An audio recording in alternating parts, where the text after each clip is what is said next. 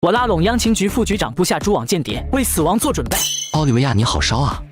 我的意思是好美。我们那里如果夸赞一个女人美丽的话，通常会用烧这个字。真的吗？当然是假的。你是王牌特工，烧是你的专长，懂的都懂。不请我进去坐坐。今天不方便，因为你迟迟不来找我，所以我就自己解决了。神话先生，或许是你想多了，我是来跟你。他在等货送到之后再跟我谈条件。看来他手头的确握有和平，并且能如此爽快地送出一件，意味着的确有数十枚。这怕是我付出最大的任务。神话的心智太强大了。接下来的2天，奥利维亚又找了几次三金，但都被拒绝。他甚至怀疑三金压根不喜欢女人。这天，法国收到了一枚出自于前苏的和平弹。天哪！编号就在遗失序列，他真的找到了。遗失的不是几十颗，而是上百颗。任何人拥有上百颗，都足以在这个世界为所欲为。资料显示遗失了上百颗，其实三金也就找到了52颗。很快，奥利维亚接到了央情局的紧急来电。局长，您确定让我来执行这个任务？他知道我的身份，由我来的话恐怕会很难。神话的态度决定了你是最合适的人选，和平是他的手段，不是他的目的。你需要搞清的不是每一颗和平在哪，而是他最终的目的究竟是什么。奥利维亚副局长，研究员已经进行了细致分析，怀疑神话想打入我们的内部，所以带着和平来谈判。我知道该怎么做了。神话先生，我们已经收到。神话，你要干什么？干你丫的！不由分说，三金把这几天憋的怒火尽情地撒在了奥利维亚身上。不会闹出人命吧？相信奥利维亚副局长的能力，他可不是浪得虚名，从没有哪个男人能逃过他的手掌心。这是我们最杰出的王牌。这声音实在是让人担忧。确认这批为遗失的和平弹后，三金很快被释放。安东尼奥将军，我们的合作会很愉快的进行。既然误会解除了，那么一切回到正轨，我们会成为很好的兄弟。会的，所以我邀请您参观猎人学校。荣幸之至。老白，你也去？我就不去了，还有很多事需要处理。你一定要去，你是跟我交手这么多回合唯一没死也没疯掉的人，足以证明你实力非凡。走吧，不想知道自己输在哪吗？猎人学校，三金带着安东尼奥几人参观，并且亲自介绍所有的训练科目。很棒，所有的细节都铺设到位，从选拔开始的心理压力，到真正训练之后的荣誉引导，简直无可挑剔。其实还有很多不到之处，这要等你们入驻之后再做改进。当然，稍后几天联盟委员会将亲自来参观，最终做出评级。我认为没有几个国家能拒绝如此诱惑，法国都加入了，其他国家当然得加入。我再卖10%，转手就是1把1刀。晚上，三金单独叫白头鹰来到海边。神话先生，你有什么话直接说吧，这里没别人。第一，我灭了你，你虽然有几百人的队伍，但对我来说微不足道。第二，跟我干。老白，你可以好好考虑一下，还有比跟着胜利者学校更正确的选择吗？我还有的选吗？呵呵，我喜欢你。至此，白头鹰被留在猎人学校，混编到约瑟王手下。接下来的日子，三金沉浸在训狗的过程当中，一些国家也纷纷加入猎人学校，股东席位从原本的4个变成了16个。转眼2个月过去了，书锦生了个女儿，其他人也都是喜讯连连。三金是个女儿，女儿好呀，我就喜欢闺女。三金我不争气，怀的是个女孩。别难受，没准过阵子就变成男孩了。老公，咱们的孩子是女儿。真的吗？我就喜欢女孩。老公是女孩。女孩好。真让那俩神棍说中了，去你妈的科学！老子从今往后只信玄学。我要的情报搞出来没？别跟我说理由，我只要结果。这是八角大楼安排在大厦的部分间谍名单，一共1348份。做得不错。三金知道这份名单都是些无关紧要的小人物。你很忠诚，说吧，想要什么奖励？这些是我从大楼里调出的资料，我怕有一天会被发现。央情局非常厉害，手段也特别可怕。我不会把你扔下的，如果真有那么一天，我会带你走。你真的会带我走？当然，我对你的爱是永恒的。我也是。双方都觉得自己恶心，但为了相互利用都没有戳破。我没有多少时间了，到了该死的时候，必须得死。宝贝，你还得帮我一个忙。有什么需要我做的？我需要铺设一张间谍网络，所以准备安排几个人进入央情局，可以帮我吗？当然可以。接下来的几天，三金蜘蛛网的几名情报员顺利入职央情局海外分局，三金则是秘密来见蜘蛛网鸣蝶的负责人。搞定了，鸣蝶已全部就位。怎么是你？谁让你来的？是我要来的。你疯了吧？这是鸣蝶，注定要死的，你跑来干嘛？大国现在不知道和平弹在哪，所以跟三金虚与委蛇。等时机成熟之后，所有鸣蝶包括三金都要死。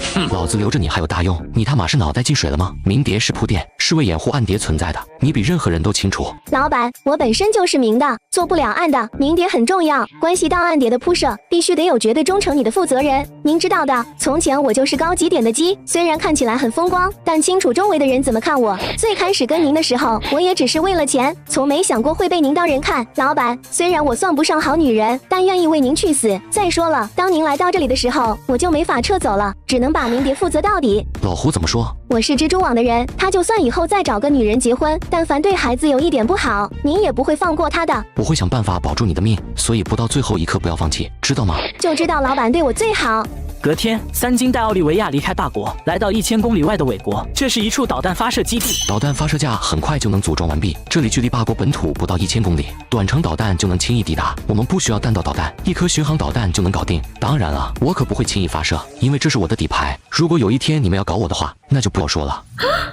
这太疯狂了！喜欢吗，宝贝？这是专门送给你的，让你对上面有交代。毕竟你的任务就是盯着我，那份间谍名单也是放出来的诱饵。不，我不是。还不摊牌吗？这段时间我们都在表演，感觉好累，但我的确喜欢你。告诉我，你是不是在陪我演戏？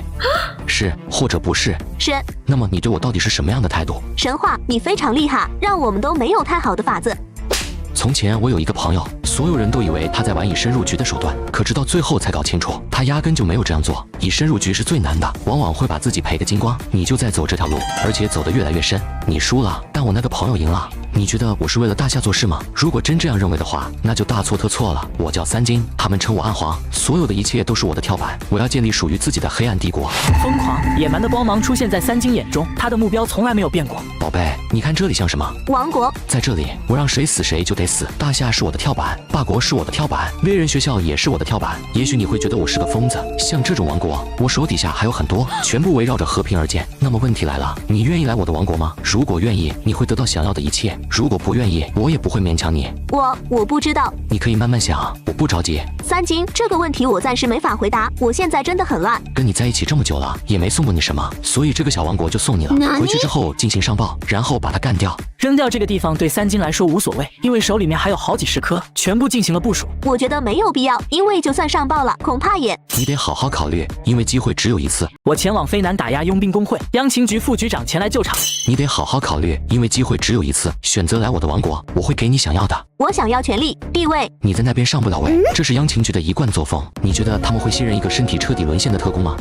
他们给不了你的，我可以给你。知道什么叫暗网吗？它属于不能被标准搜索引擎索引的网络，最初是在94年提出的，但很少有人关注它的恐怖之处。三金喜欢有野心的女人，因为沟通会很顺畅，不存在阻碍。你应该明白，互联网的发展让整个世界被置于巨大的网络之中，谁掌握这张网络，谁将成为新的独裁者。暗网则代表着无法追踪定位的深层网络。也许你可以为我负责整个帝国的暗黑网络，你将是暗网的女王。三金一口气把暗网讲完，奥利维亚处于深深的震撼之中。天哪，你到底是个怎样的人？我加入。你确定？没什么好考虑的。第一，如果我不加入，恐怕走不出去。第二，我喜欢这套模式，更喜欢做女王。第三，我相信你，因为你能让整个西方选择妥协。聪明的女人很多，但有眼界的很少。那么接下来聊一聊你所知道的一切。3天后，奥利维亚返回央情局，立即向上汇报。局长，神话的和平弹已经对准我们的本土。奥利维亚必须得有成绩，才能证明他的价值。至此，他成为了3金在央情局的双面间谍。转眼3个月过去了，猎人学校的训练还剩下最后1个月。老大，非洲佣兵工会邀请我们去谈一谈。怎么谈？他们诚意如何？我们抢了他们的饭碗，当然没多大诚意。如果谈不拢的话，肯定要干一场的。这群杂碎脸还真大，我亲自过去。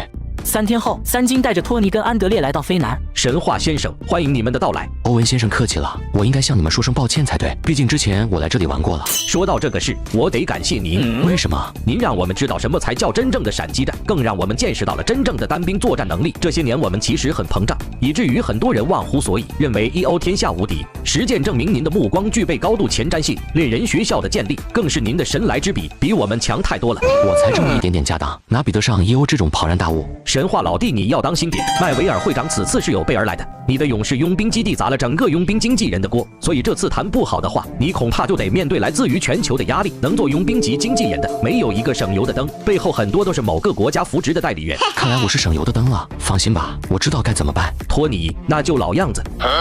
我们说的老样子是国际摇人，让人打飞的过来。神话先生，您有没有喜欢的，比如明星、超模之类的？苏菲玛索。回到房间，3金打给猪胖子。舰长，国内现在很平稳，没有什么大事，你就放心吧。真能放心就好了，国内有的是人盯着我，没准都在憋大招。您的意思是？没别的意思，你要多关注老头那边的消息，一旦有变化立即跟我汇报。如果轨迹没有发生改变，老头应该快不行了。神话老弟，你要不要来趟大厅？发生什么事了？你的苏菲来了，但是被麦维尔会长的儿子看上了，要不要来一场英雄救美？我这就下来。先生，苏菲小姐的朋友在等她，希望您能行个方便。方便吗？先生，给个面子。方便吗？先生。看来挺方便的，告诉苏菲小姐的朋友，人我带走了，如果不服的话来找我。先生留个名，好歹也让我能有个交代。非洲雄狮汉森。三金来到大厅，发现欧文正在不远处看戏。我来处理，还是神话你自己玩？谁要抢我的玫瑰？有没有经过我的同意？这个没有。我让你说话了吗？你叫汉森，你父亲是非洲佣兵工会会长麦维尔。可惜这里还有妖，还有勇士基地，还有猎人学校。麦维尔算个忙，小子，如果不想死的话，有多远给我滚多远。作为非洲雄狮，汉森从没见过这么嚣张的人。妈的，找死呀！在非洲，没人能用枪指我的脑袋。汉森是吧？我给你24小时跑路时间，如果24小时之后你还在非洲的话，就得死。还有，问问你父亲他敢不敢明着杀我？汉森等人愣在原地，因为子弹是从大楼外打来的。汉森先生，何必要招惹他呢？您父亲都被他逼得快喘不过气了，您又算得了什么？恕我直言，24小时之内赶紧离开非洲，他连我们EO总部都敢端。面对欧文，汉森没有之前那么嚣张了。这里交给我处理，您先回去吧。这件事没完。害怕吗？没事的，死亡跟诞生其实都是一样的。先生，请留步。有事？实在抱歉，我有些事想跟您沟通一下。一路风尘，先去洗个澡。我是阿奇尔，感谢先生为我解围。小事，有话就说，我这个人很好说话的。您真的是神话先生吗？没错。神话先生，此次的服务由我买单，以表达我对您的感谢。啥意思啊？我是不给钱的人吗？我的意思是可以让苏菲好好陪您1周，所有的花费由我来负责。这个吗？他第一次做这种服务，神话先生，我想得到您的庇护，每一单生意我会给您10%的利润，是吗？25%。我欣赏你，去找安德烈将军吧。隔天，麦威尔终于出现了，他的名气很大，一点也不比优差。麦威尔会长，欢迎欢迎。欧文总裁，我们很久没见了。父亲，那就是神话。汉森满眼怨毒地盯着三金两人。父亲，我感觉这个会议根本没必要，直接把他干掉就行了。这家伙不是一般的嚣张，而且胃口很大。如果我们不能抓紧时间把他干掉，必然会成为心腹大患。他已是心腹大患了。我听说你下午找他麻烦了是吗？这后我都需要把他约出来谈。你有什么能力找上门？安排好麦威尔，欧文找到三金。神话老弟，麦维尔请来了很多人，你得做好准备才行。对了，鸽派来了。鸽派是全球军火商组织，非洲80%的武器弹药都是由他们提供的。欧文大哥，我也有几个客人，帮我接一下如何？欧文出去迎接，麦威尔开始反客为主。欢迎诸位的到来，我深感荣幸。为了维护良好的市场环境，我们决定不再向进入勇士基地的任何雇佣兵提供武器、装备等。说完这句，鸽派科勒姆瞟向三金这边，心中顿时一惊。我操！大卫先生，霍顿先生，我是鸽派的科勒姆，我们前年在展销会上见过面的。然而两人并没有搭理科勒姆。神话老弟，下个月还有一批武器抵港，一定得帮我从各个细节进行测试。霍顿大哥你就放心吧，我们的测试绝对专业。猎人学校居然在为武器公司的巨头搞测评。不管大卫还是霍顿，都是世界上武器公司的巨头，属于真正大佬级别的存在。你有事，要不要一起坐下讨论讨论？你刚才好像说要封锁勇士基地的武器供给，对吧？你要封锁勇士基地？科勒姆，你在我们公司还有配额吗？还有配额取消。大卫，我觉得下面的军火经销商该换一批人了。我也这样认为。不多久，三金的桌边围满了鸽派的人。鸽派从今天起再加2个席位，第1个席位弗雷德里克，第2个席位我不负责具体工作，就是个荣誉席位。我们热烈欢迎神话先生入驻鸽派，但绝对不能是荣誉席位。真的愿意吗？你们好像跟麦威尔会长拥有共同的利益。勇士基地才是最棒的，它具备强大的包容性。所有的军火商都去了三金那桌，让麦威尔感觉无比震惊。到底怎么回事？难道鸽派和猎人学校谈好合作了？科勒姆先生，你们这是？麦威尔会长，感谢您的热情邀约，再见。说完这句，鸽派一行人匆匆离开，留下麦威尔愣在原地。会长，发生了什么？神话扰乱了一切，很多高价值订单都被他抢走，我们可能很快就没肉吃了。那就干掉他，我们继续发大财。好主意，现在就干掉。几位一流的佣兵团长走向三金，想要将他就地格杀。蓝狐团长、上帝团长、圣骑士团长，你们说想干掉神话？我干掉非洲佣兵工会会长儿子与其开战，此一战将奠定非洲未来10年大格局。你们想干掉神话？干掉神话的确能赚很多钱，但你们确定这笔钱有命花吗？奥利维亚局长，我们就是来打个招呼而已。我们仰慕神话已久，很想听他讲讲3000米如何能做到精准狙杀。打个招呼当然没问题，但最好不要搞出什么事。你们都领导着世界最顶端的佣兵团，不会犯低级错误吧？不如坐下来一起喝一杯。当然要喝一杯。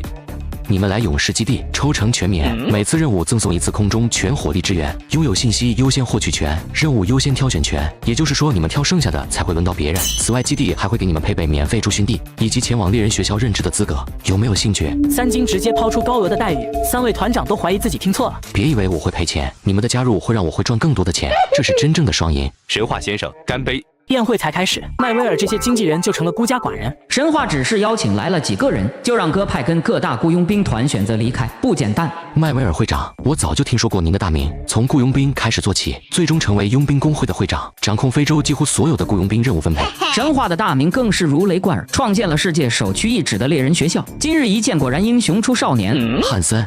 距离24小时过去了6小时，你还有很多时间，希望明天你能离开非洲。麦维尔会长，您儿子上来就要抢我的东西，我要点面子不过分吧？小孩子的事不用那么认真，也许我们很快就能成为合作伙伴。神话先生觉得呢？我今年21岁，您的儿子应该比我大几岁吧？既然是小孩子之间的事，那麦维尔会长就不用管了。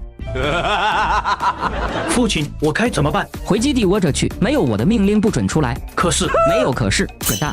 麦维尔会长有些棘手了，神话跟霸国的关系超出我们的想象。其他佣兵经纪人也纷纷点头。麦威尔直接当着众经纪人的面打给了安东尼奥。安东尼奥将军，我是麦威尔。你好，麦威尔将军。我想知道你们对待神话的态度到底是怎样的？这是你们之间的事，跟我们无关，明白吗？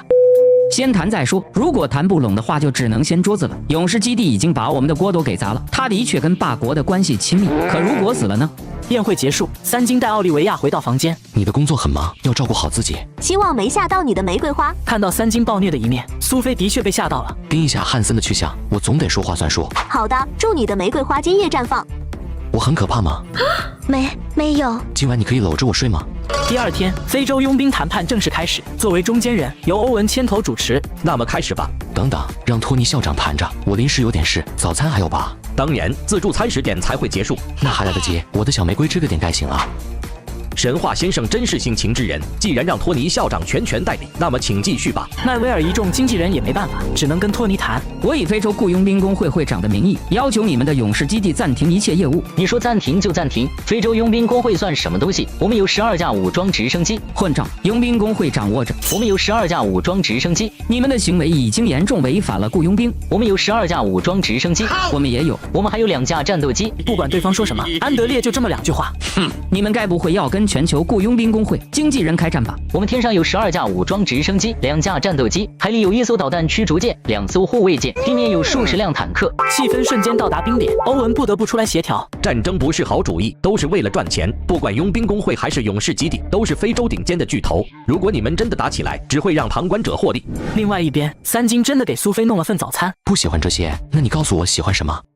我只是没想到你竟然对我这么好。莲藕生在淤泥，却能绽放出淤泥而不染的莲花。其实你不该被称为法兰西玫瑰，应该被称为法兰西荷花。没有人能决定自己的出身，但总能努力改变命运。不管采取什么样的方式，只要成为最终的胜利者就行。苏菲想到曾受过的委屈，一下子哭了出来。小玫瑰，一切都过去了，我喜欢真实的你。汉森正在返回他们的基地，应该是不会离开了。你打算怎么做？抓回来？你当我真给他24小时离开非洲吗？汉森今天就会死，谁让他骚扰你了呢？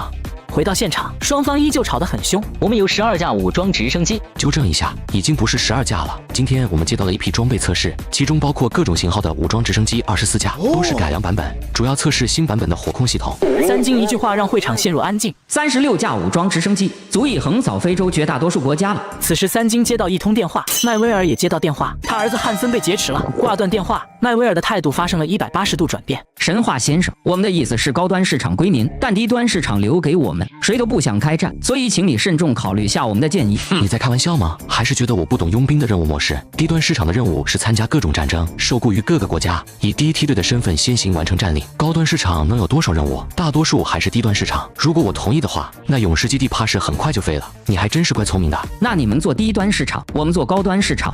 会长阁下，你越来越会开玩笑了。高端市场是我们主打的，而且有匹配的软硬件设施。那你想怎么样？我给你个方案吧，取消佣兵工会经纪人制度，全球所有的经纪人并入勇士基地，非洲佣兵工会编入勇士基地，接受总部的管理、改编、调配。麦威尔会长负责勇者基地，一切行为听从总部安排。你们感觉这个建议如何？实话，你的脑子进水了吗？竟然想要一口吃掉我们！我们承认你的实力很强，但像这样玩恐怕有点骄傲过头了。如果实在不行的话，那就战吧。鹿死谁手还不知道呢。到了这个份上，已经没有谈下去的必要了。我的火箭弹已经锁定了勇士基地，你怎么不锁定猎人学校？猎人学校才是老子的大本营，勇士基地就是拿来跟你对耗的。老子耗得起，你耗不起，只要把你耗死，我就能利益最大化。话音落下，包括麦威尔在内的所有经纪人脸色都变了。我建了很多分基地，起码得有30个，你拿全部家当跟我的零花钱拼，是谁给你的勇气？这时，2名龙焰特种兵压着汉森走了进来。父亲救我！神话，放了我儿子！三金满脸不屑，来到汉森面前。不好意思了，刚好24小时。枪声响起，汉森中弹身亡。麦威尔的人动了，三金的人也动了，双方形成对峙。住手！要打回去打，不要在我的地盘搞事。我儿子被他杀了。你的儿子不是来谈判的，不在保护范围之内，而且神话给过他2次机会了。事发的时候我在现场，是你儿子主动挑衅神话，当时没把他干掉也是给你面子了。神话先生，你在我的地盘杀人，所以你必须留下来给我个交代。欧文很强硬，双方都有过失，都得承担责任。笑话，我想走就走，想留就留。如果你感觉不开心的话，我再把你们业务总部端一次。那就试试看。欧文指了指窗外，门口来了好几辆吉普车，冲着大门架起重机枪。既然如此，客随主便。今天看在欧文先生的面上，我不跟你计较。回去之后准备开战吧。麦威尔会长，先带着尸体回去吧。这件事是个意外，我会让神话给出个交代。闭嘴！死的不是你儿子，死的的确是你儿子，但你要因为他的死把你们全部留在这里。我是中间人，得确保双方的绝对安全。你可以拼命，但其他人呢？神话，让你的人卸下武器。三金挥了挥手，龙焰的人这才放下武器。面子我给，交代我也给。老东西滚回去准备好，我会正面干死你。我会把你全家杀光，祭奠我的儿子。放下狠话，麦威尔带着汉森的尸体离开，以最快的速度返回基地。神话老弟，这个交代肯定要给的。对了，你有没有派人截杀麦威尔？如果能截杀掉的话，这个事也就到此为止了。截杀？我从不做这种卑鄙无耻之事。你疯了！麦威尔他们早就跟 H 国签署了攻防协议，你要面对的不是他的上千人，而是面对这里数万的兵力，乃至 H 国10多万的重兵。终于有机会打一场战争了，只有战争才能塑造王者之师。我三金不懈阴谋，只做阳谋，此一战将奠定非洲未来10年大格局。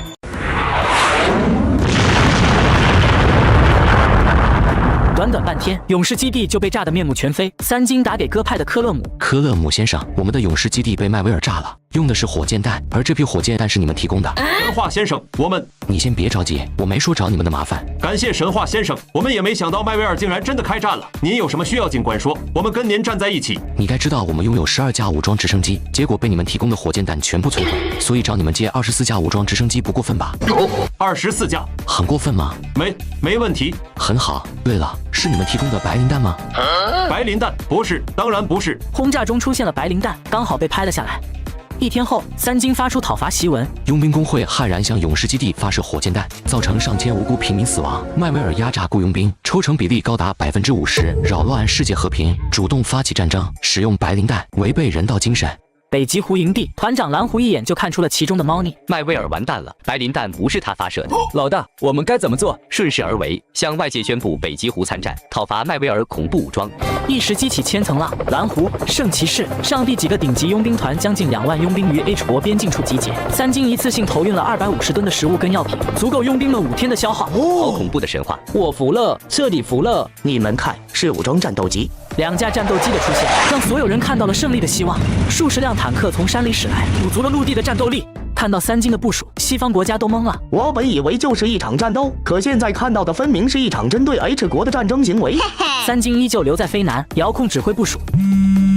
神话，你在发动对 H 国的战争吗？快停下来，否则谁也救不了你。你在非洲打谁都行，但只能是战斗，不能是战争。难道你不能温柔点去颠覆政权吗？你的战斗力会让很多国家感觉到不安。我没有要打 H 国的意思，而是接受了雇佣任务。H 国部长很快就会成为总统，在他宣誓任职之后，任务就会启动。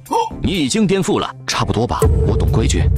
宝贝，我们只剩6小时了，你要努力了。晚上10点，三金飞往前线。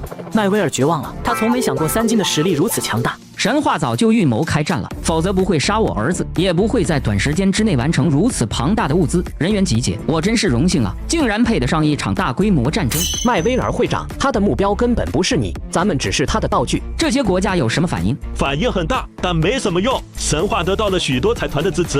他这是在作死，做出这种疯狂的举动，他还指望那些国家放过他吗？就算把我灭掉了，他最终也难逃一死。不好了，政权交替了 ，H 国部长已经成功发动政变，宣誓成为新的总统，并且他们雇佣了勇士基地，将对这里的叛军实施清剿。闻言，麦威尔瘫坐在地上，面如死灰。怎么可能？神话的胆子未免太大了，他真的不怕世界对他实施清剿吗？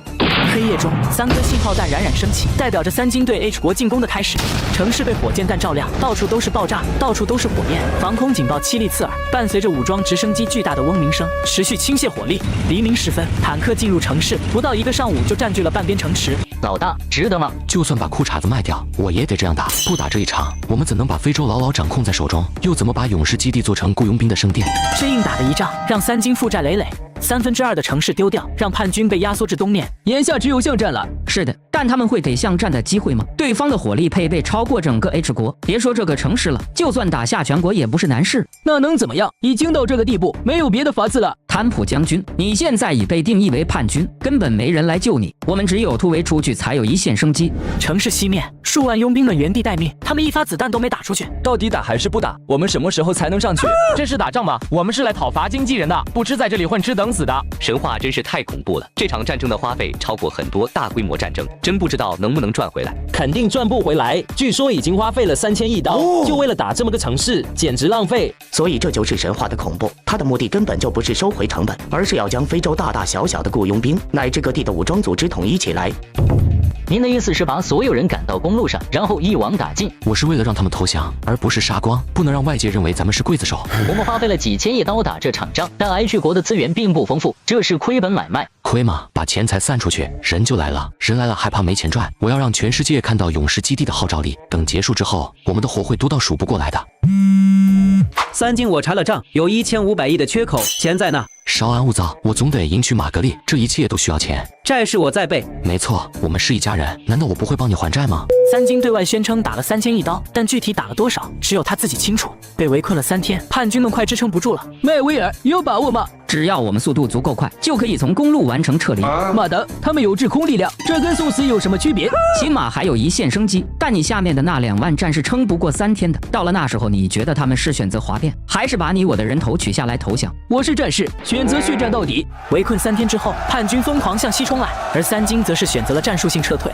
同时，3军接到了安东尼奥的电话。神哈，你得放弃，你可以把它当成警告，但必须得结束这场战争，否则，否则怎样？请你们密切监测撒哈沙漠深处，1小时后将有意外收获。我操！你要引爆和平弹？不，我只是看看和平还能不能用，毕竟那么多年过去了，也没有进行维护。半个小时后，撒哈沙漠深处一枚和平轰然爆炸，形成了近5公里的蘑菇云。1个小时后，安东尼奥的电话再次打来。神哈，我该说你什么呢？其实没必要搞这么僵。我们的意思是，那就别他妈跟我扯淡。你们现在需要考虑的是我手里的和平是否会卖。我相信很多国家也监测到了，他们会抱着钱上门找我的。记住一点，我不是主权国家，只是一个疯批的雇佣兵。我的部队30分钟之内退出城市，接下来的空袭由你们负责完成。我们需要更稳固的友谊，最好的方式就是进行一场共同对外的战争。我没法给你回复，不需要回复，2个小时之内完成。至于怎么解释，那是你的事。3军强势挂断电话，下令全面撤出城市，这让叛军们重新掌控城市。坦普将军开心不已。不会这么轻松的，神话很阴险，他没理由在即将打下城市之后选择撤离，还留下很多补给。麦威尔想不通，但第6感告诉他这里绝对不能再待了。另外一边，10多枚战斧式巡航导弹贴着海面高速飞行。2小时之后，城市火光冲天，新的一轮空袭由法国主导。消息传到国内，几个老总激动不已。指日可待，海外布局要成了。好是好，就是怕怕什么？我儿子可名垂千古，国内谁还敢动他不成？那他以后是要把这些移交给国家呢，还是采用另外的方式？打个比方，3军在非洲完成了各种准军事基地的搭建，拱手送给国家还是借给国家用？送来是一个说法，借用又是一个说法。吴老总皱起眉头，他一时间没想到这个问题。那么吴总，你希望3军选择第1种，还是选择第2种？站在国家层面，我希望是第1种，但第1种可能意味着更多的事端。其实这2种的区别不太大，起码现在没人能动它了。猛地兴安岭脚下的一个屯子，李红宇隐居于此。宝宝，电视里的就是你爸爸，他很厉害的，是国家的大英雄。电视里放着三金的身影，是上面送来的绝密影音文件。火宇，秦王来了。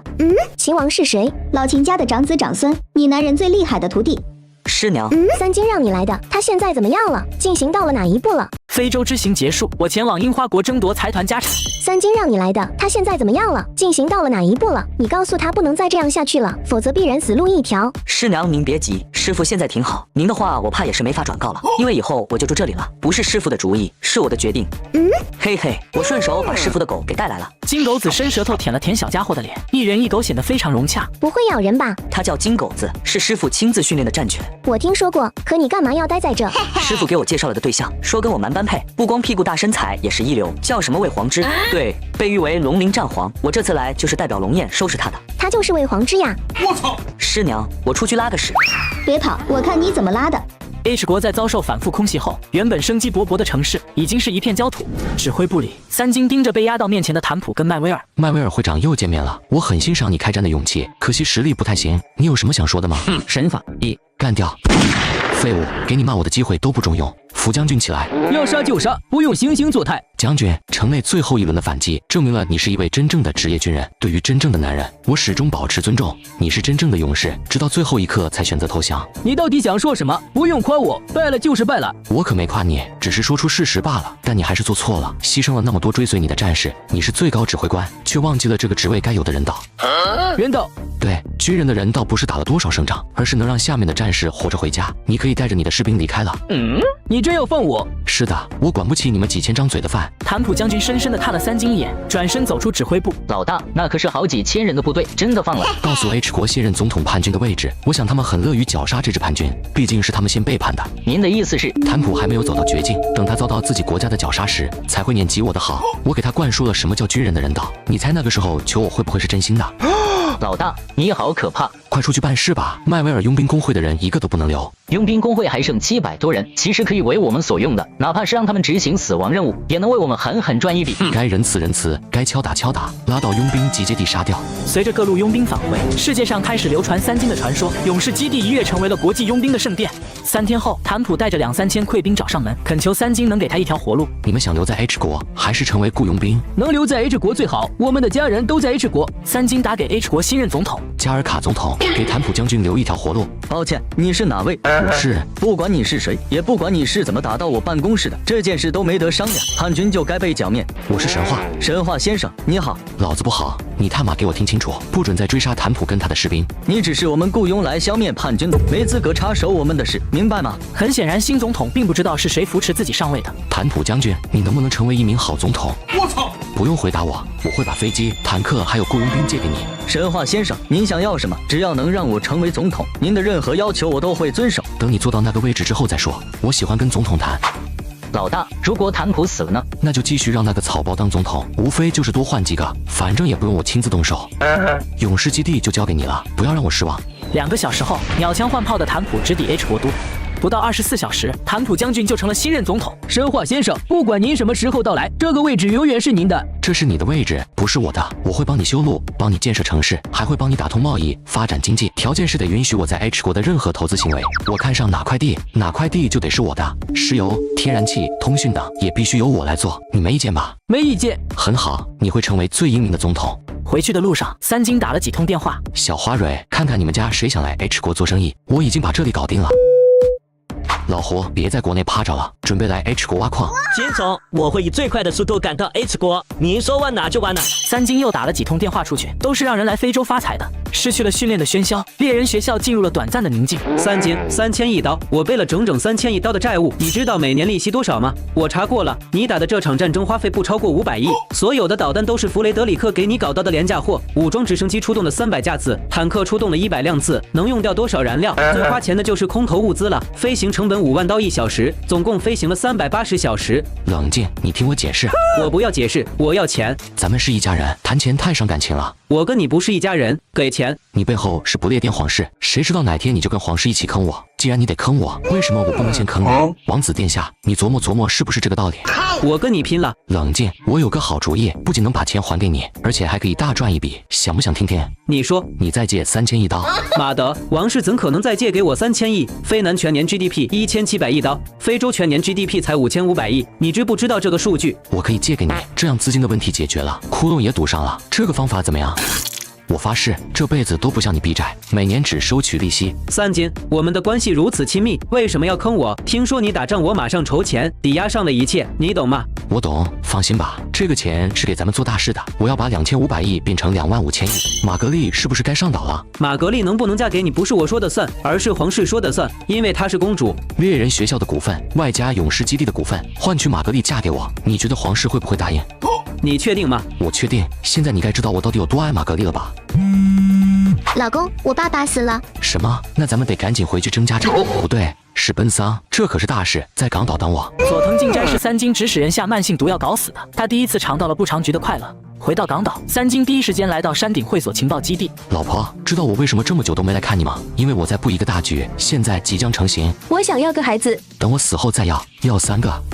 什么意思？老头应该快不行了，只要他离开，很快就有人朝我动手，即便不动手，也得最大程度遏制，因为我的软肋全在国内。你到底什么意思？不要总是死了以后怎样？你这种货还很难死。还是老婆了解我，我现在面临很多问题，首当其冲的是国内。如果我死了，他们也就不用担忧了，所以我必须得死，只有死了才能让人放心，你们所有人才会安全。这就是我的布局，该准备的都差不多了，很快就能实施。不管是建猎人学校，还是打 H 国，都在为了退路做铺垫。需要我做什么？报仇，做出该有的反应。如果你的反应不强烈，那我死掉的这个事就有蹊跷。这个事还有谁知道？暂时只有你知道。信你一次，这次回来不单单是为了这个事吧？佐藤进斋死了，你该去把佐藤财团拿下了。是该拿下了。从山顶会所出来，3金打给弗雷德里克，给我送一颗和平过来。送到哪？樱花国。你说什么？你没听错，送一颗和平到小日子。我的好兄弟，你要在哪投放一颗？樱花国是唯一吃过和平的，你要1颗能够吗？我要卖给他们。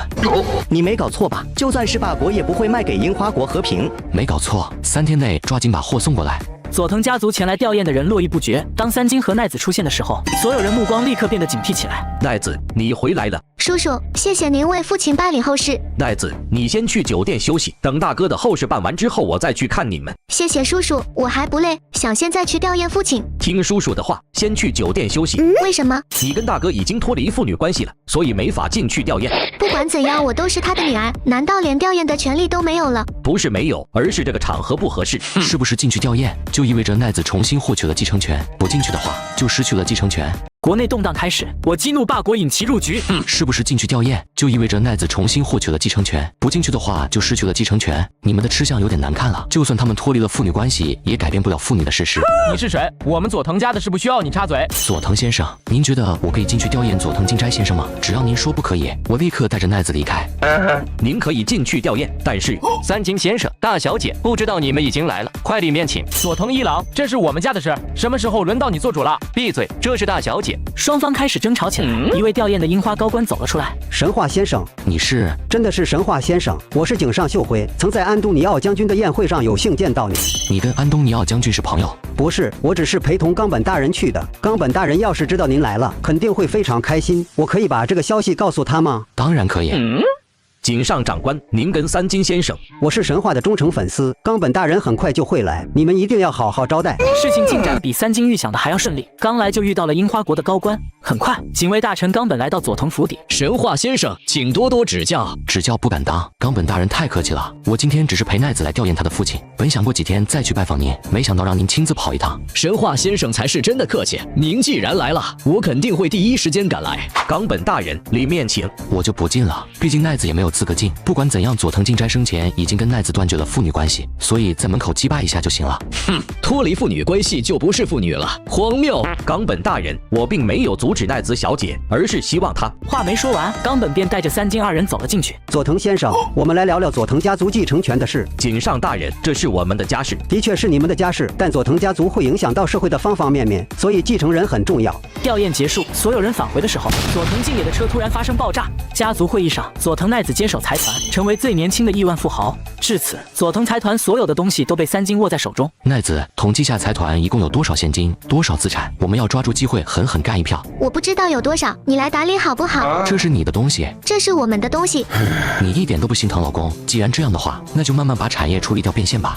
接下来的3天，为了能入住勇士基地，冈本全程招待三金。冈本先生，你们可以随时入住勇士基地，我给你们留下一片驻地。至于租金什么的，好说。真的吗？太感谢您了。准备发展多大的规模？50人。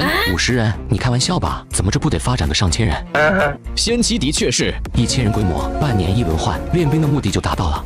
神话先生，您的意思是？冈本面带喜色，他嘴上说50人，其实是准备慢慢增加，以达到练兵的目的。都是明白人，别装糊涂。我允许你们发展1000人的规模，但所有的武器装备必须从基地购买，半年轮换一次，武器装备重新配备。这个，冈本先生，我为你们提供练兵的空间，难道照顾点我的军火生意不行吗？可以。呵呵，冈本先生是个痛快人，想不想要和平？我操，和平弹？没错，如果你们想要的话，可以卖给你们1颗，而且是现货。您真的要卖？得看你们买不买。你们曾经被和平狠狠伤害过，如果手中握着和平的话，就不会再出现这种惨剧。多少钱？三金笑着伸出一根手指。1亿刀。三金摇了摇头。10亿刀。110刀。这个价格有点太贵了。一点都不贵，我卖给你们1颗，你们就能造出100颗，这是给你们做研究用的。我需要向上汇报，我们也想要和平，但需要面对很多问题。没关系，能卖掉我就卖，卖不掉也不影响咱们的关系。我就是个本分的生意人。3天后，安东尼奥赶来阻止这场交易，这才是三金要卖和平给小日子的真正目的。神哈，你要打破平衡。打破了什么平衡？将军，我们的关系如此亲密，我们之间的友谊长存。我们也想友谊长存，但你的做法在破坏友谊。神哈，立即放弃愚蠢的行为，否则我们必然会采取一系列的措施。这绝不是威胁。我相信不是威胁，但问题是你们不买，还不准我卖吗？没见过你们这么霸道的。你难道非得把关系搞得一塌糊涂吗？你们要是觉得不合适的话，就把我的和平全部找到。问题是能找到吗？安东尼奥将军，我无意破坏彼此的关系，否则早就朝你们本土放几颗了。或许我们可以换一种方式谈，比如你有什么问题的话，可以跟我们沟通。安东尼奥此行的目的是为了稳住三金，只要找到他手里的和平，就可以让三金从这个世界彻底消失。那么你们要买吗？问问。货已经送到了，反正卖给谁都是买，看你们打算多少钱买下来。送到了。对，运输成本很高，因为得抹除所有痕迹，如果卖不掉的话，也不想拉回去了，直接当个烟花放就好了。我得打个电话。10多分钟后，安东尼奥做完了请示。神哈，你可以卖给樱花国。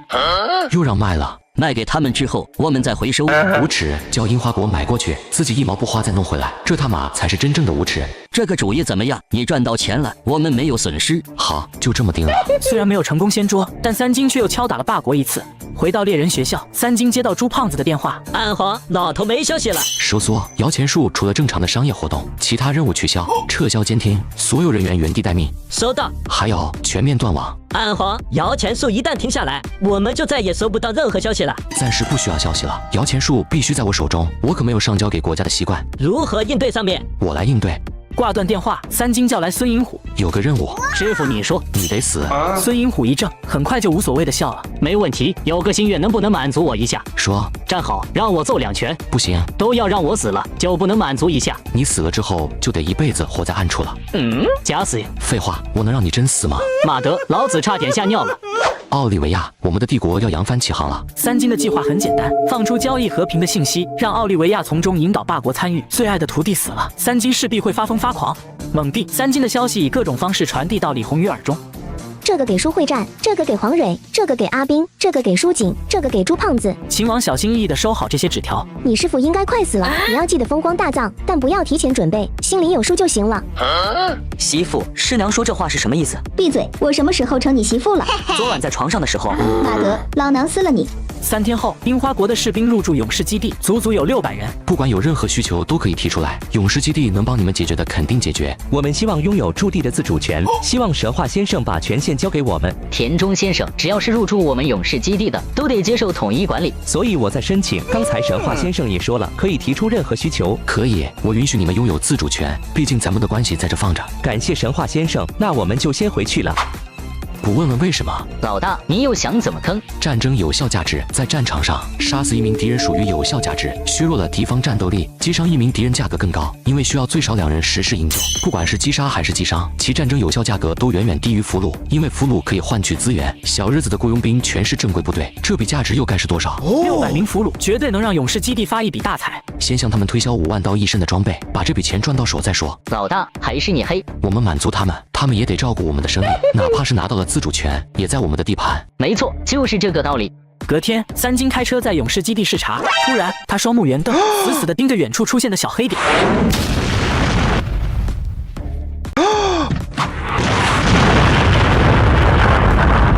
保护神话先生！马德，要活的，谁他妈抓到活口，老子给他1个亿！在到处都是佣兵的基地，暗杀者根本逃不掉。不到10分钟，一具尸体就摆在三金面前。老大，找到的时候他就已经服毒自杀了。你是怎么管理基地的？不行就给我滚蛋！我他妈就算把一头猪放在这个位置上，也比你干得好。责任在我。身份呢？霍普斯，原八国五角洲成员，后入直央情局，离职之后不知所踪。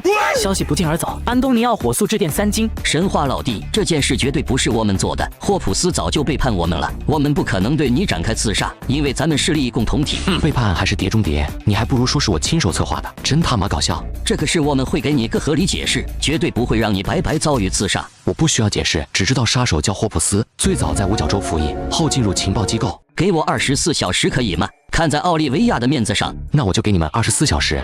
法国很生气，情报组织更生气，央情局局长面色阴沉地盯着2位副局长。你们有什么想说的？局长，现在的问题不是追究，而是得消除影响。不管霍普斯是谁派去的并不重要，重要的是得安抚好神话。根据我对他的了解，这个事如果不能妥善解决的话，我们将面临真正的和平危机。奥利维亚说的没错，我们必须得解决好这个问题，否则国土安全将受到前所未有的威胁。奥利维亚，神话一直都是你负责的，不管你用什么方法，必须把这个问题解决掉。我需要权限，想搞定这件事，必须得让神话出气，否则任何方法都不管用。奥利维亚重新把皮球踢给韦德，要求要牺牲一部分情报员。如果要牺牲的话，还需要你做什么？我一直在跟进神话，已经从他那里确定了8个和平发射井。你是霍普斯的直接负责人，刺杀的命令到底是谁下达的？我努力了这么久，结果你的人玩了这么一手，或是你闯的，让我来背锅吗？奥利维亚直接当着杰伦斯的面对韦德。奥利维亚副局长，老娘现在很不爽，你们有本事自己解决。韦德局长，我觉得奥利维亚副局长说的很有道理。尽管韦德很生气，但最终还是采纳了奥利维亚的建议。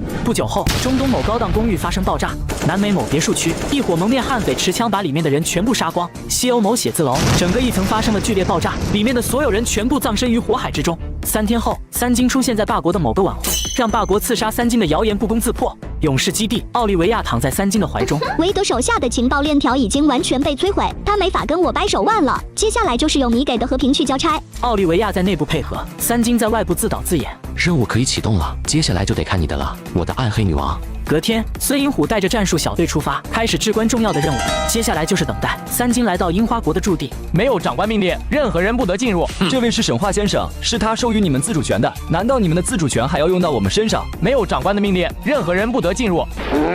既然给了他们自主权，就应该尊重。我们先回去跟田中大野上校联系吧。师傅，查清楚了，小日子这段时间每天在采购枪械零部件，这位是卖给他们零部件的商家。勇士基地是禁枪的，所有的枪支弹药都由基地方面保管。枪是哪来的？商家陷入绝望，他知道这是走私，坏了规矩。别怕，大家本身赚的就是掉脑袋的钱，所以这算不了什么事。但是得告诉我背后的人是谁。鸽派的帕斯先生，回去继续供货，不准露出任何马脚，好好配合，你们会没事的。师傅，这件事还涉及到了好多人。算了，不追究了，这就放过了。高处不胜寒，等你到了我这个位置就清楚了，得怀有慈悲之心。懂了，您就是想留着杀个大的，小鸡仔没多少肉。滚蛋！这天，三金在焦急地等待着什么。小虎子应该跟霸国的战术小队发生碰撞了，真死容易，假死很难。这时，电话铃声响起，三金瞬间紧张起来。响3声意味着事情成了。傅勇，我的右眼皮一直跳，弄得人心神不宁的，总感觉要出点事。能出啥事？小日子那边已经安排好了，只要他们敢有任何动静，立即剿灭。那最好不过了。你他妈再说一遍，谁死了？过了好一会，傅勇无力地挂断电话。孙银虎阵亡。猎人学校下起了大雨，看着面前孙银虎的尸体，三金沉默不语。估计会有一场很猛烈的风暴，得找个人好好劝劝三金。我亲自葬了他，你们不用跟来。2天后，三金秘密回到惠安，向老猫夫妻报丧。三金，你回来了，你这是啥意思？对不起，孙银虎牺牲了，尸体没法带回来，我进行了海葬，包里是他生前的个人物品。王八蛋，你是怎么照顾我儿子的？闭嘴，三金，我儿子勇不勇？非常勇，他的名字被刻在了猎人学校至高处。那就好。时间不等人，我得回去了。你们的任务我不问，但我想问一句，什么时候能结束？应该快了。五角洲的战术小队跟龙焰发生火力冲突，让安东尼奥很生气。为什么没有全歼，而是让龙焰把红龙的尸体带回去了？全歼就可以死无对证了，现在则需要他去解释。为此，安东尼奥专门来到猎人学校。这是个误会。猎人学校总教官红龙带队执行和平危机任务，跟你们的五角洲出现碰撞，在不知道彼此任务的情况下，都把对方认定为和平恐怖，所以才出现了误会，是这样吗？误会不误会的不重要，红龙是神话的徒弟，我当然清楚。但既然这样了，我们总得想办法弥补。突然，一队龙焰小队持枪闯了进来。安东尼奥将军，神话请您多待几天，他打算亲自跟您聊聊。被带上车，安东尼奥见到了一位老熟人。你好呀，安东尼奥将军。罗伦，我在帮神话先生打理战争经济，也负责此次对您的招待。我们将前往海底壁垒，保证霸国找不到。我们恐怕得狠狠打一场了，收拢所有人，准备硬刚霸国。托尼亲自出镜，痛斥霸国对猎人学校总教官实施的暗杀行动。另外一边，三金回到勇士基地，第一时间带着雇佣兵包围了樱花国的驻地。神话先生，我们之间是不是有什么误会？您确定要对入驻基地的佣兵团队下手？这会损伤您的信用。穷则陆炮上舰，富则舰炮下船。我这些迫击炮够不够舰？神话先生，闭嘴！任何战争的开启都要祭旗，我今天就用你们几百条人命为佣兵的战争祭旗。我操！田中立刻回营，准备指挥战斗。然而无数炮弹落下，仅2分钟，樱花国的士兵全部变成了孤魂野鬼。勇士基地是全球雇佣兵的家，樱花国跟霸国里应外合，想要恢复经纪人制度，私藏几百条枪。但凡我粗心一点，恐怕基地就要变天，所有人都要重新回到被经纪人支配的阴影中。愿意追随我的，立刻换装，让鲜血的红洒满大地，用炙热的龙焰焚毁一切。佣兵的盛世从此刻开始谱写。不到24小时，非洲各地的佣兵全部换上龙焰的战袍，这就是三金发动 H 国战争的最大财富。中东一国，三金与费雷德里克来到一处府邸。神话先生，久仰。我来为你们带来和平，价格有意见吗？你没来，有意见；你来呀，就没意见了。既然你如此大气，我也不能寒酸了。买1赠2，花1份的钱得到3份。当真？当然，我都亲自来了。接着三金辗转立国、杀国，短短几天时间，三金就把手中的和平送出去一半。你疯了！明明是牛肉的价格，你非要卖成白菜的价格。我们是为了世界和平，这是一份艰巨的使命。为了和平，我就是个军火贩子，你就是个唯恐天下不乱的战争狂人。大炮一响，黄金万两，他们有了和平，做事就会更加肆无忌惮。当他们需要买武器的时候，也会优先考虑我们。三金送出那么多和平，让霸国彻底撕破了脸，公开三金的罪行。神话手里握着上百枚和平，对世界的和平产生了前所未有的威胁。我们宣布，从现在开始，霸国进入战争状态，我们将开启全球反恐行动。当天晚上，早已人去楼空的勇士基地迎来新一轮空袭。作为回应，三金亲自出镜。这个世界一直活在霸国的恐惧中，他们所谓的和平本身就是一场作秀。我联合各国与霸国开战，将世界资本拖入泥潭。这个世界一直活在霸国的恐惧中，他们所谓的和平本身就是一场作秀。如果我真的拥有上百颗和平，他们敢对我动手吗？他们先刺杀了猎人学校总教官，现在则轮到我了。为什么会这样？因为我一直致力于世界和平，因为我掌握了霸国的很多秘密，比如他们对欧洲各国的监视。三金直接甩出霸国情报局在欧洲铺设的安全屋，包括进入过安全屋的情报员。我已经把这份资料发给了欧洲各国。和平从来不是嘴上说出来的，而是要做出来。三金的发言让霸国瞬间陷入了信任危机，欧洲的安全屋几乎被连根拔起。与此同时，中东的石油大国们也开始对霸国不满，纷纷出现毁约现象。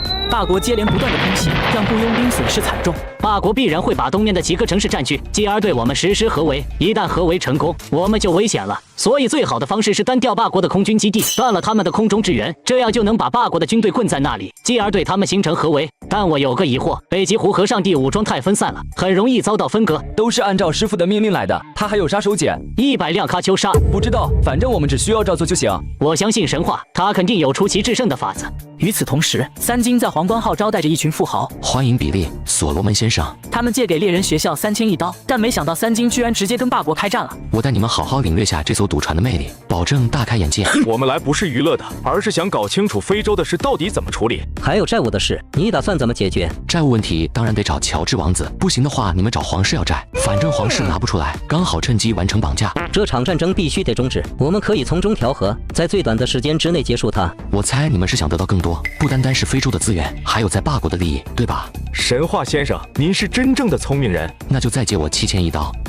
再借7000亿？你疯了吧？我没疯，欠的钱多了我才安全，只有我安全了，才能保证你们的利益不受损。不可能，绝对不可能！别着急，我帮你们好好分析分析。霸国此次的全球反恐是报复行为，不是掠夺行为。你们觉得能打多久？欧洲爆出监视危机，中东各国已经有了和平，那么最终这场矛盾要向哪里转移？你们是最不希望我死的。如果我死的话，3000亿就真的打水漂了。乔治王子就是帮我背债的。三金死，他们亏3000亿；三金活，他们才能赚得盆满钵满。再借7000亿，我会把所有的事搞定。我这个人讲究信誉，再也没有什么关系比借贷关系更牢靠的了。妈的，神话这是在套娃！我会告诉你们下一步该怎么转移。做空，其实你们已经开始对东南亚进行狙击了，但那里赚的只是小钱，最终目的地在港岛，而且时间要控制在明年7月之后。届时我会狠狠地狙击你们。我投了。神话兄弟，我喜欢你刚才的一句话，借贷关系才是最牢靠的。各位都是有大格局的人，让我们一起收割世界吧。送走富豪们，三金打给2毛国德米特罗上校。我正在跟霸国打仗，给我搞500辆喀秋莎，3天之内运抵非洲。挂断电话，三金又打给哥萨克佣兵首领克拉夫将军，要不要出来打个短工？什么短工？我准备雇佣你们为我而战，先期雇佣10万人，需要多少钱尽管开口。3天之内抵达非洲，顺便从德米特罗那里把500辆喀秋莎带上。乔治王子在非洲发布悬赏令，普通大兵的脑袋2000刀，少尉5000刀，上尉2万。如果能杀掉1名将军，奖励500万刀。三金想好了，就照着7000亿打，少花1分都不行。国内航天局的无人机作战才是这次真正的杀手锏。接下来的几天，三金又接见了法兰西的议长、斗牛国的部长、澳洲的副总等，他们都想让这场战争进行的时间久一点，让霸国彻底疯掉。我每天要烧掉10亿刀，1个月就是300亿，一年将近4000亿。你们每家现在给我个1000亿吧。刚开战没多久，三金就发展成了代理人模式，到处通吃。上校，你的武器我包圆了，有什么要什么？你确定？确定，导弹之类的多多益善。我看船厂还有不少战舰，火炮也要，坦克也要，武装直升机、战斗机之类的全都要。你能搞到多少我就要多少。你的预算是多少？没有预算。嘿嘿，我的好兄弟，要不要让奥丽娜过去陪陪你？这个主意不错。非洲 K 国大漂亮跟政府军达成协议，将这里变成了临时空军基地，准备干场大的，让他们知道什么叫哥萨克。目标海内瓦机场，饱和式覆盖打击。一瞬间，漫天的火箭弹发射而出，海内瓦机场遭到地毯式轰炸，无数大兵葬身火海，不管是战斗机还是武装直升机，全部变成碎片。白宫召开紧急会议，我不明白为什么要打这场战争，意义究竟在哪？当然是和平危机、国土危机。愚蠢，明明可以和谈，却非要陷入泥潭。我认为可以边打边谈，他想要什么就给他什么。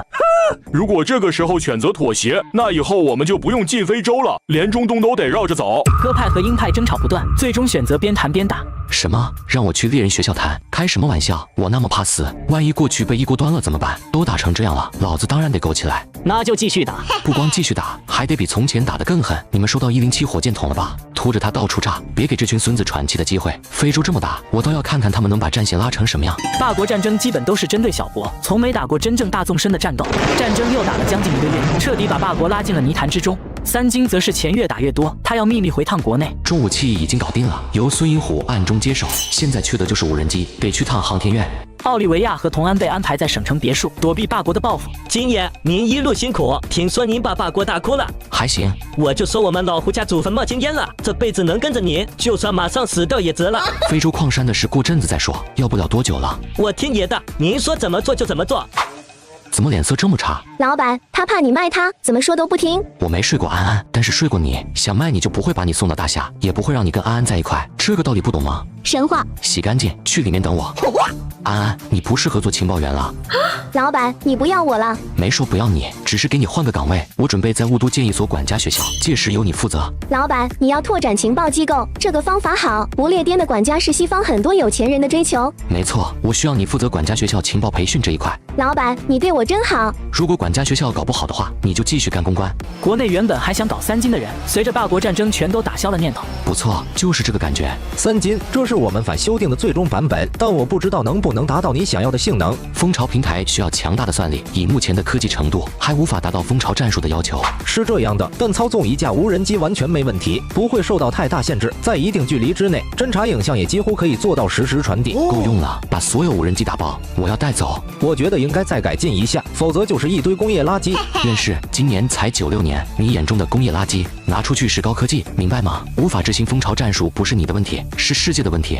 回到非南，三金立刻召集佣兵负责人研究眼下的局势。我们极度缺乏制空权，处于挨打的状态，想要打赢，必须得拿到制空权。蓝湖团长说的没错，没有制空权，我们就变成了老鼠，只有躲避的份。我带着制空权来了，霸国是高空，我们则是低空。低空没有制空权。如果是巴掌大小的侦察机呢？它能在城市中快速飞行，而且灵敏无比，这算不算低空制空？巴掌大小的侦察机？没开玩笑吧？有这样的侦察机吗？跟我来，我为你们演示现代化战争。三金操作无人机快速向前飞去，很快就发现了霸国大兵的防御阵地，并传回了精准的坐标。火箭炮准备发射，一颗颗火箭弹轰出，实现了以前没有过的精准打击。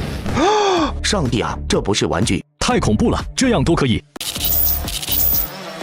无人机失控了，为什么会这样？没什么大惊小怪的，主要是飞的距离太远了，所以会失控。但是无所谓，它坠落的时候会变成一颗炸弹，给予敌人迎头痛击。话音落下，伴随着爆炸，大兵驻地出现喷射的白色雾状。白磷弹是吗？我怎么不知道这是白磷弹？厉害吗？对，这绝不是禁止使用的白磷弹。这就是低空制空权，无人机侦察定坐标，火炮实施精准轰炸。从现在开始，不准玩覆盖式，霸国对我们玩精准轰炸，我们必须以牙还牙。话没说完，几个佣兵团长跟抢宝贝似的开始抢无人机。战争的局势因为无人机开始逆转，霸国频繁遭遇精准轰炸，如果拦截的话，便有白磷从天而降。三金则是在欧文的陪同下来到海底避雷。将军，2个月没见，你还好吗？为什么拒绝我的热情？我把你当好大哥，结果你把我当仇人，知道为啥揍你吗？因为不想对你用刑，懂吗？一直以来我都觉得咱们关系很不错，但看看你都做了什么。神话，非常抱歉。行了，我今天来是放你出去的。放了我，不然呢？回去给霸国带个话：第一，赔偿我3000亿刀的损失；第二，撤销全球反恐行动；第三，派人来跟我谈。这不可能，不谈怎么知道不可能？非洲已经让霸国彻底陷入泥潭，就算现在想转移矛盾都做不到。神话，你才是玩战争经济的高手。什么意思啊？你在考验我吗？第一，这场谈判会把您的影响力抬高到前所未有的地步，不是谁都能跟霸国坐在一起谈判的。其次就是赔偿的事，我猜您要的不是3000亿刀，而是想要更大利益，比如联手把中东的国家收割。人才啊，我都没想到这一点，不愧是搞战争经济的。老大，有没有想过搞个地方建个国家？你脑子是不是秀逗了？建立国家意味着不能白嫖了，你想想是白嫖别人的老婆快乐，还是把别人的老婆娶回家快乐？欧文愣住了，他从未听过如此的真知灼见。所以我们必须始终保持光脚状态，懂吗？你说的话太有哲理了。谈判地点依旧设立在皇冠号。第一，赔偿我们3000亿刀。这很荒唐。继续打下去意味着什么？你们是多党执政，如果处理不好这个问题的话，恐怕总统先生就得下台。这些都不是问题，倒是您得考虑是否能承受住全方位打击。我们之所以没有继续采取行动，主要还是为彼此的友好负责。毕竟猎人学校把我们联系在一起。非洲3000万平方公里，我倒要看你们如何对我实施全方位打击。谈判破裂，一条消息以惊人的速度传遍世界各地。这天，三金单独找到佛伦斯议长。议长，中东所有的和平都在我的掌控中，也就是说，能不能爆炸是我说的算。虽然我把和平卖给他们，但最终的使用权依旧在我。你想要什么？只要是合理范围之内的都可以满足。石油货币是你们的，我不会动，但所有的石油贸易得通过我的小卖店。怎么说？简单来说，就是我做一个第三方平台，保障你们之间的交易，赚点辛苦费。这样既保证了你们的石油货币，也保证了石油国家的利益，同时我也赚到钱了。这个建议可行，但我们得回去研究。我是一把枪，欧洲在用我，资本财团也在用我，就看你们用不用了。我费了那么大的劲布局中东，只是想跟你们喝点肉汤，毕竟你们才是真正的霸主。神话先生，您真是让我刮目相看。但我的徒弟不能白死，所以你们得把凶手交出来。可以，但是得把奥利维亚交给我们。您意下如何？奥利维亚怀孕了，她不重要，但她肚里的孩子不一样，所以恭喜。奥利维亚怀不怀孕不重要，三金得找个理由让她摆脱追杀。这次谈判的重点是小卖部，表面上看没什么问题，实际上却是三金挖的一个大坑。我觉得完全可行，石油货币依旧掌握在我们手中，而且能够拉动国内经济，消除内外矛盾。这应该是最好的解决方案了，毕竟神话掌握着和平。难道我们要一直受他的和平威胁？所以我们要狠狠收割其他国家，把我们的危机转嫁给别人。这个方案没问题，佛伦斯议长，尽快确定合作。另外一边，大夏智囊团总部，三金给负责人做着汇报。我在非洲建立了76个准军事基地，遍及每一个角落，所有的准军事基地随时可以向国内开放。同时，我在中东部署了26个军事咨询机构，其主要承担对中东的观察、情报搜集工作。所有人都很激动，因为这意味着国家对外的战略打开了。三金，你的功劳足以千古。感谢吴老认可。第二件事，我基本上跟霸国谈妥了中东小卖店的事，掀起的战争也是围绕小卖店进行的。所有人都很疑惑，不理解小卖店到底什么意思。中东不缺石油，但是缺少各种物资，他们从我的小卖店换取需要的物资，这叫以物换物。目前霸国掌控的工业制造业总量占据资本主义世界50%左右，而大夏却是一片萧瑟。当石油国家用了10多年习惯了小卖店模式，刚好大夏崛起的时候，问题就暴露出来了。这关系到石油货币，也关系到国家的货币，是真正的货币战争。这样操作可行吗？如果最终行不通，那就不是我的事了。毕竟我已经提前20年为必然发生的货币战争埋下暗雷。国士无双，所有智囊团成员全都起身，冲三金深深的鞠了一躬。三金秘密来到一国，跟中东雄狮会面。神话老弟，这次又为我带来了什么？的确是有个好事。什么好事？三金讲述了一遍小卖部模式。中东雄狮皱起眉头。你的意思是我们用石油换取资源，然后在你这里要交上5%的服务费？大概是这样。中东雄狮面色不悦，这意味着他买东西要比从前多支付5%。这个5%是用来买大夏国债的，等同于存在高利息的银行里，你不仅不会损失，而且还会获得相当大的收益。买大夏的国债？没错。你相信大夏会崛起吗？鸡蛋不能放在一个篮子里。如果有一天霸国撕破脸，那么这些外汇就是你们的战略储备，你什么都不损失，会获得更多的收益，也会得到友谊。我出10%的手续费？你没听错，但这个是必须得有保密协议，仅限于我们3方知道。那就这么定了。同样的话术，三金又给立国、续国来了一遍。霸国愿意，石油国愿意，一个小卖店就这么被三金盘活了。第二次谈判定在了维也纳，由霸国主持，3000亿，1分都不能少。除此之外，你们必须即刻撤出非洲。双方争论的比上次还激烈，这是演给欧洲国家以及资本财团看的。非洲的战争快结束了，我们得提前准备。接下来我跟你说的是很重要，切记只能做不能说，否则咱们就全盘皆输了。什么事？我绝对守口如瓶。我其实跟霸国已经达成了协议，组建全球能源合作机构。三金决定把不列颠拉上，这个机构不能只有霸国，我们共同分石油佬的手续费。你是卖货的，不是收手续费的，这才是真正的大蛋糕，起码在3年之内没有别人来抢。赫赫，你是玛格丽未来的丈夫，我怎么可能跟你分手续费呢？我带你去全球能源合作机构的办公点逛逛，就等一切办妥之后投入使用。等2人来的时候，佛罗斯议长已经等在这里了。神话老弟，乔治王子。上午还疯狂互喷的2人，现在却是亲如兄弟。安全吗？这里是维也纳，间谍之都，这是大事，必须安全。乔治王子欢迎加入中东小卖店。感谢佛罗斯议长给我这个机会。第二次谈判破裂，让欧洲的各国很满意。我现在每天的支出高达20亿，而且还不算购买武器装备的费用，我最多还能再打20天，这是极限了。20天够干什么？神话先生，你最少还要打半年。有什么问题可以跟我们说，能为你解决的一定会尽力而为。你们都清楚，现在陷入了消耗战，霸国撑得住，但我撑不住啊。我们可以给你贷款。没错，对抗霸权的战争必须进行到底。只要把霸国拖在非洲，那么很多问题都可以解决。大家说是不是？的确如此。那你们每家再给我1000亿刀吧。有了这些钱，我还能再打1年。最后一道韭菜，不割白不割。至此，三金的战争财富已经达到恐怖的1.35万亿。割完韭菜，三金来到雾都找玛格丽公主。宝贝，有没有想我？当然想了。经过泰晤士河的时候，一辆卡车毫无征兆地冲撞而来。快救人！公主被冲走了，快从下游拦住！乔治王子得到玛格丽被刺杀的消息，整个人都疯了。10分钟之内必须给我找到人，否则就等死吧。此时满身是血的三金抱着玛格丽回到唐人街小院。马德，要不是老子反应快，还就真死了。到底是谁想杀我？我已经跟霸国达成了协议，而且还有和平威胁，不管从哪个方面，他们都不会在这个时候动手。按照三金的计划，等到能源机构公布，资本财团和欧洲国家发现被耍了，他最终要死在这些人手上，跟霸国没有任何关系。到底是谁？三金想不通，谁要是在这个时候找三金的麻烦，大夏和霸国都会出手。很快，不列颠找到了刺杀三金的凶手。情况怎么样？不肯招。身份呢？查不到，仿佛世界上根本就没有这个人。这是个警告。谁在警告我？给我死！杀手发出恐怖的嘶吼声，眼睛瞪出鲜血。人体炸弹。神话先生，你没事吧？没事。给我个警告，我到底是做什么事招惹到你们了？想不通的事就抛在脑后。三金找到乔治王子，人体炸弹的事我听说了，他们太狠了。这次的刺杀是冲你而来。没错，就是冲你来的。开始我没想明白，但刚才想明白了。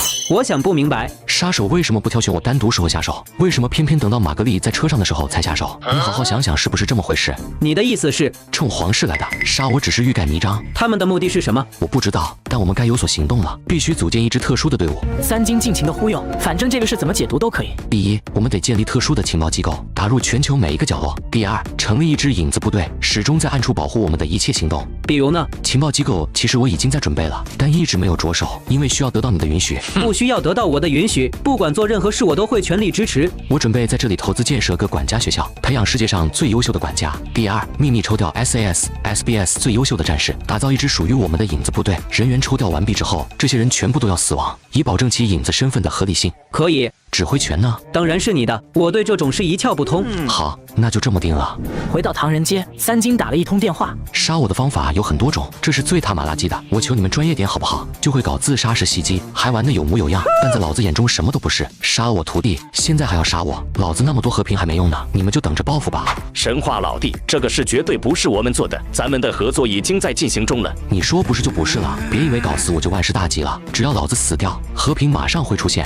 反正我就是个光脚的，根本不在乎世界是否毁灭。如果你们还想用我的女人来实施威胁的，尽管去抓。神话老弟，我们没有刺杀你的理由。中东小卖店符合我们的利益，也能在短时间之内解决内外的矛盾，保证总统的位置。真不是你们？真不是。那你们就给我查查谁要刺杀我。我们已经在查了，只要有消息马上告诉你。挂断电话，三金又打给了资本家比利。是不是你们要杀我？还想不想还钱？还想不想我配合你们了？神话先生，您是不是对钱没什么概念？您欠了我们1万亿，不是1000亿，是1万亿。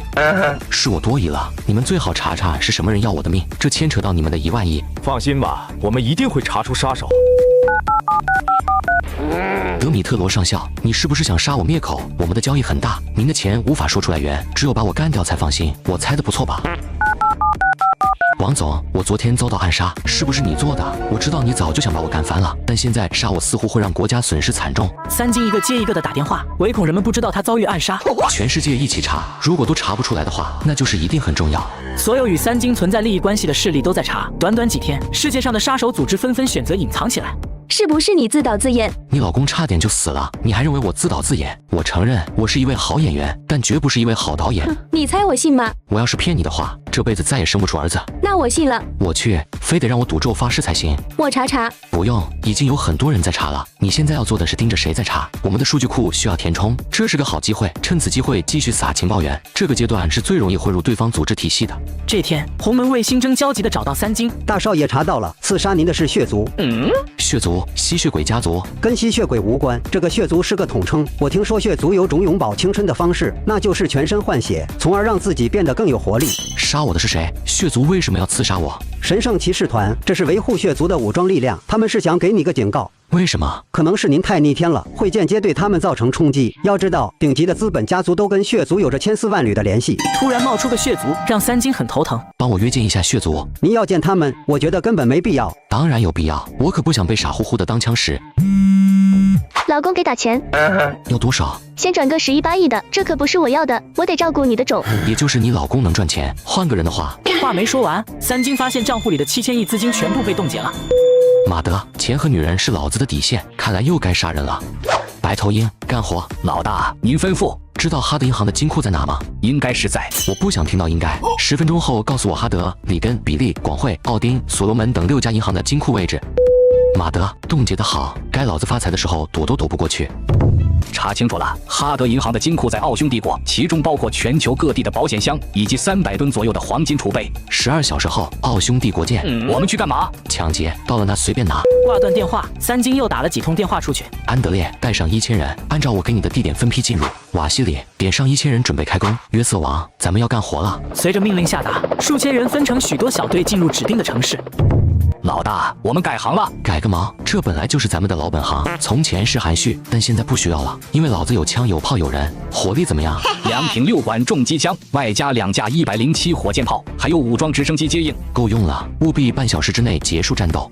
很快行动开始，三金一马当先在银行大厅疯狂扫射。数名佣兵炸开保险库，配合货车以最快的速度搬运黄金。半小时后，当地警方赶来，遭遇了重机枪的疯狂扫射。1个小时后，在重火力的掩护下，三金完成了这次暴力抢劫。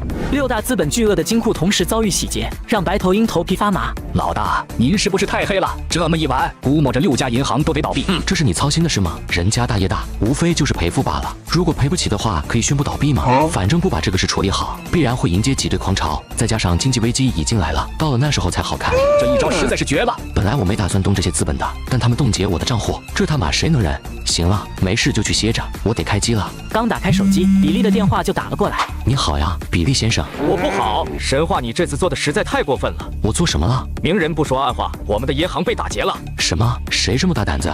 神话先生，你不要装傻了。我们100多家银行在同一个时间段遭到抢劫，所有劫匪配备重火力。请问这个世界上还有谁能做到这一点？据我所知，在事情发生前，您的雇佣兵有过调动痕迹，请给我个解释。你先别着急，我大概知道是谁做的了，应该是血族。什么？